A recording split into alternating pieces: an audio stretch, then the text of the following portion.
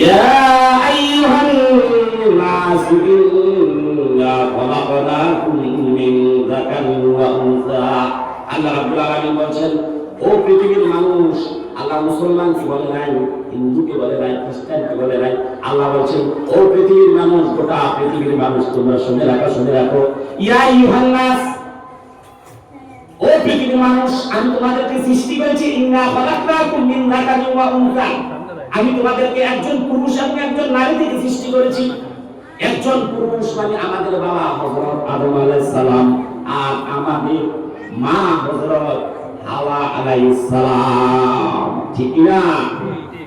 এইজন্য এই পৃথিবীতে আজকে দিনে গোটা পৃথিবীতে আমাদের সৃষ্টিকর্তাকে যেমন আমরা ডেস্টিনেশন খুঁজতে যাই, মানে গিয়ে এবার মন্দিরে গিয়ে কাকে খুঁজে? একজনকে খুঁজে না, মসজিদে আল্লাহকে খুঁজি, মন্দিরে গিয়ে একজনকে খুঁজে, গির্জা গিয়ে একজনকে খুঁজে, কিন্তু এই খুঁজতে গিয়ে আমাদের মধ্যে খেলা নেই, ঠিক না?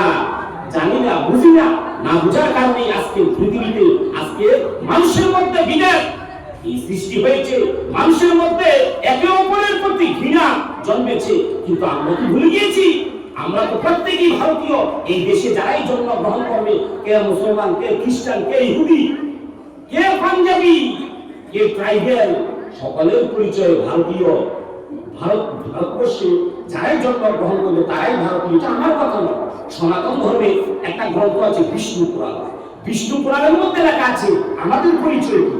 বিষ্ণু পুরাণের মধ্যে লেখা আছে, উত্তরং সমুদ্রস্থ হিমাদ্রিশ্চৈব দক্ষিণম বর্ষত ভারতের নাম ভারতীয়ত সন্ততি। উত্তর হিমালয়, দক্ষিণ সমুদ্র, তার মধ্যবর্তী ভূখণ্ডের মধ্যে যেই জন্মগ্রহণ করবে নাম ভারতীয়ত সন্ততি। এই দেশে যারাই জন্মগ্রহণ করবে ভারতীয়। এই জন্য মুসলমান আব্দুল রহিম দেখে বাংলাদেশি বলার কোনো চান্স নাই, ঠিক কিনা? ঠিক কিনা? এই জন্য এই দেশে মামা মাঝে মাঝে আবার বুলডোজার চালায়, তাই না?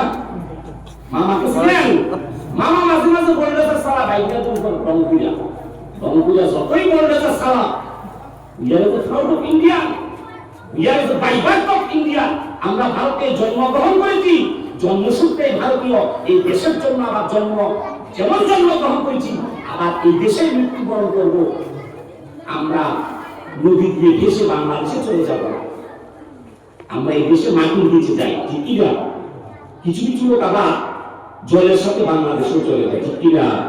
কিন্তু আমরা এই দেশে জন্মগ্রহণ করেছি। এই জন্য আল্লাহ রাব্বুল আলামিন এই পৃথিবীতে আমাদের পাঠিয়েছেন। এই পৃথিবীতে আমরা জীবন থাকতে আসিনি।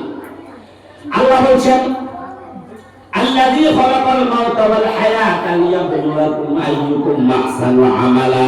আল্লাহ বলছেন, ও পৃথিবীর মানুষ, আমি তোমাদের যেমন সৃষ্টি করেছি, আবার তোমাদেরকে মৃত্যু নামক পেয়ালা, সেখান থেকে চুমুক দিয়ে যেগুলো খাবে, সেদিনই তোমাদের যখন ভিতর থেকে যখন রূহটা বের হয়ে যাবে, তখন কিন্তু তোমার জীবন শেষ।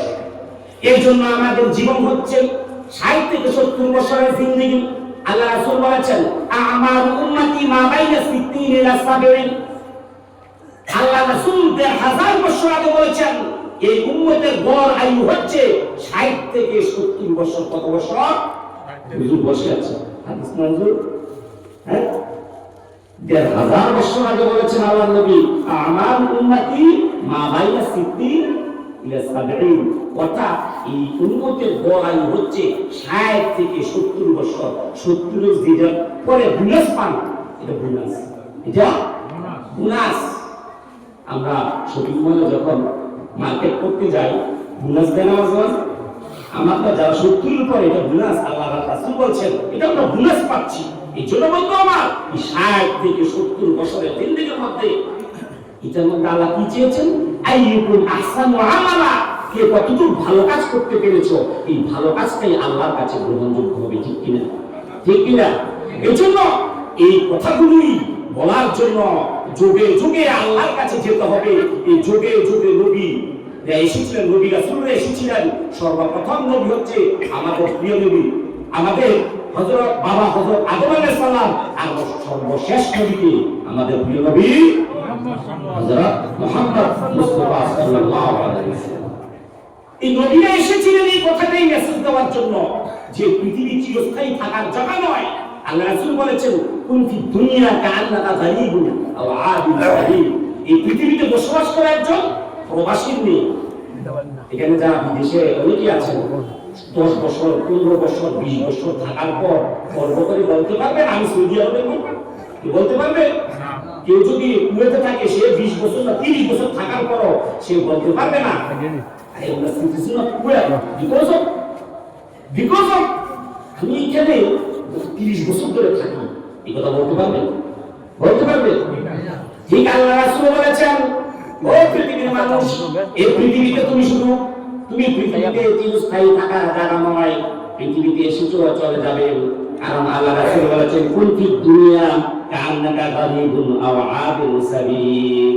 এই পৃথিবীতে তুমি একজন পৃথিবীতে বসবাস করো প্রবাসী মেয়ে।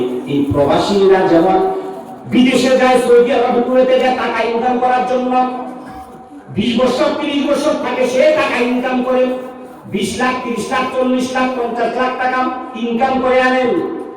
কিন্তু আল্লাহ রাসূল বলেছেন ও পৃথিবীর মানুষ, এই পৃথিবীতে তুমি একজন প্রবাসীর মতো থাকো। তোমার ইনকামটা কি?